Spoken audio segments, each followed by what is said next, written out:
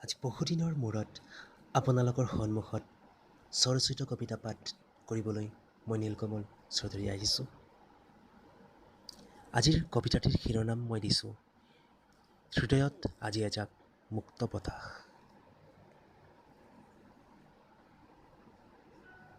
তোমাৰ প্ৰেমত বলিয়া এজাক ধুমুহাই মোৰ হৃদয়ৰ বকুলজোপাত ভালপোৱাৰ বৰষুণ নমালে। নিয়ৰসনা জোনাকী নিশা তোমাৰ পদূলিত গোলাপ দলিয়াই অহা যেন মই মৰমবোৰ বতাহ হ'ব দিয়া না, উশাহত মই বুটলি লম। ভালপোৱাবোৰ অঘৰী হ'ব দিয়া না, হৃদয়ৰ দলিচাত বৰপীৰা পাৰি দিম। তুমি নজনাকৈয়ে মোৰ হৃদয়ে বিচাৰি ফুৰিছে তোমাৰ কাজল বলোৱা নীলাভ দুচকু। ধন্যবাদ।